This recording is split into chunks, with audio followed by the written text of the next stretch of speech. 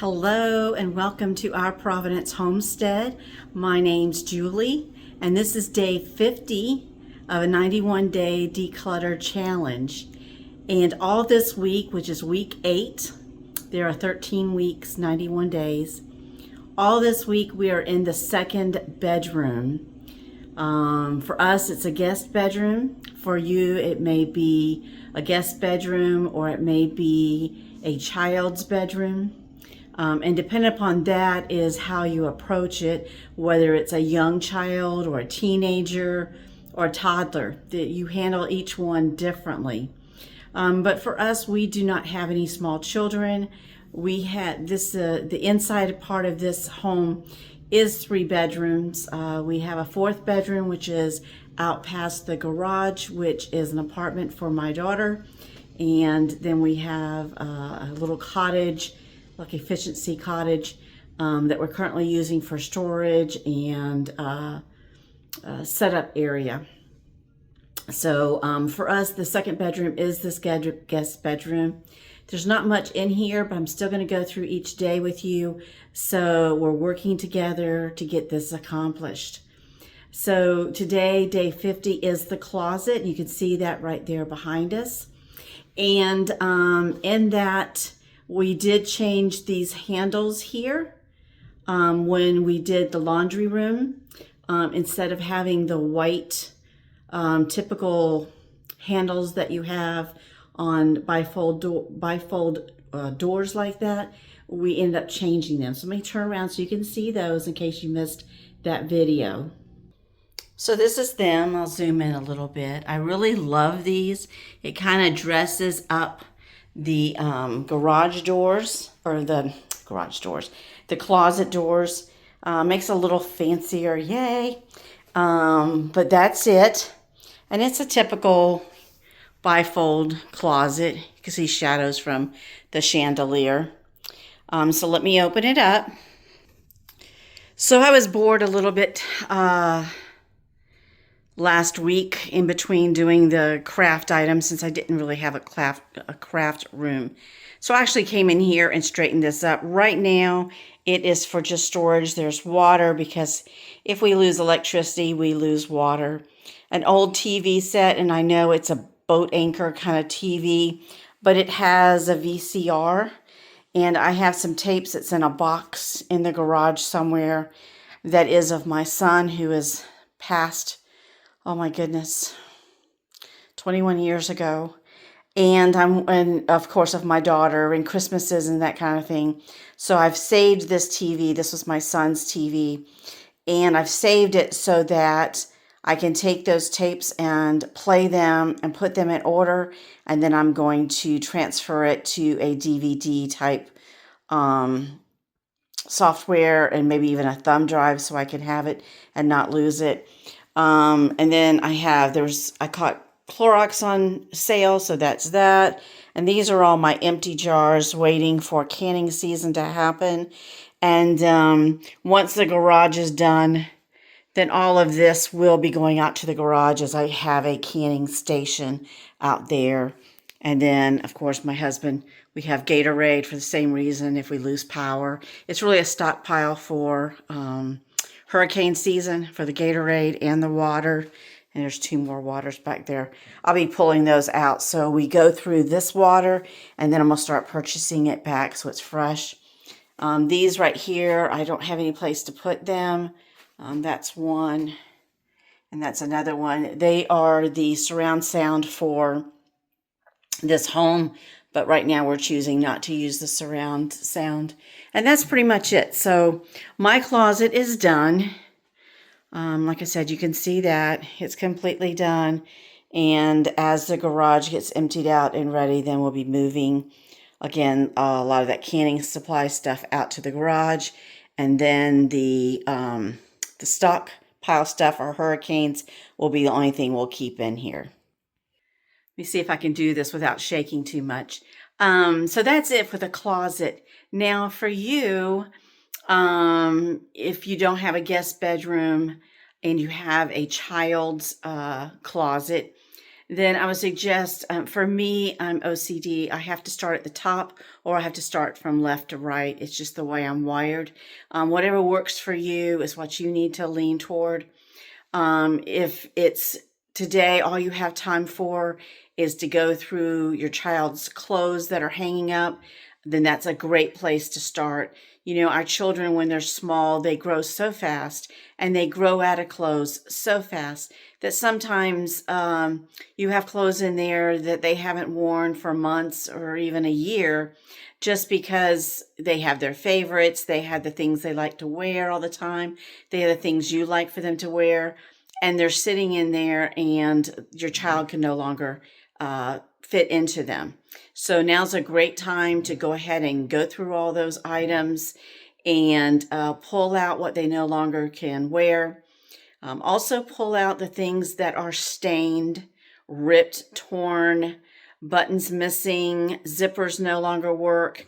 Those kind of items, I would suggest just going ahead and throwing them away unless you do a crafting sewing projects where maybe you use them to make wreaths with, or you can tear them up and you use and make them rugs with them, that kind of thing. But if you don't use them for that kind of purpose and there's no purpose for you to use for them, then I would just go ahead and throw those away. Please do not donate those items.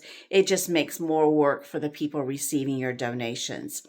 And then everything that your child can no longer fit into, then I would suggest you go ahead and bag those up and put them in your trunk. And the next time you go past someplace you like to donate to, then you can drop them off and be ready. It's really important as you're decluttering to throw away the trash right away and to donate right away, just so they're not there and you don't have declutter remorse. We've all had it. Where you put something in to donate and you think, oh gosh, maybe I shouldn't do that. And before you know it, you're in the bags or in the boxes, going through it and putting things back. So once you make that decision to let them go, then put them in your car. And the next time you're past a donation place, then drop them off. If you have family that would fit into that size, then drop them off at their house and say, here, go through them, keep what you want, and pass on the rest of them. With a lot of times, I know when my kids were small, they had clothes that they grew out of before they even wore them once or twice, and they were mostly were in the like new condition. So by all means, if you have family or friends that can use them, do that. If you want to sell certain items like dressy dresses kind of thing, then do that. If they don't, give yourself a time frame.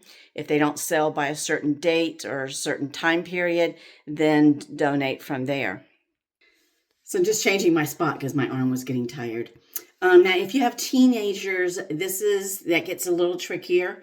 Teenagers like their own things. They tend not to like mom or dad coming in there and trying to dictate that it's time to get rid of certain items. But there's a gentle way of doing that, working with them, saying, hey, I'm decluttering the home, as you've seen over the last 7 weeks. Today, we're starting in your bedroom. I would really like for you to work with me so we can get things cleaned out of your room and decluttered and the trash pulled out. I've seen some parents decide that their child is maybe 10 or 11 and they're growing out of the color scheme of the decorations that are in their bedroom. And so this is a great time to say, hey, let's change things around. Let's declutter your room and get them involved in maybe painting their bedroom or getting rid of, now this is going to age me, but Barney bedspread, and maybe get something more age appropriate, older, because as younger ones get older, that happens. Or maybe your teenager is still sleeping underneath the Spider-Man comforter and they have their friends over and they like to have something a little bit more updated, a little bit more masculine and age appropriate, that kind of thing. So work with your kids.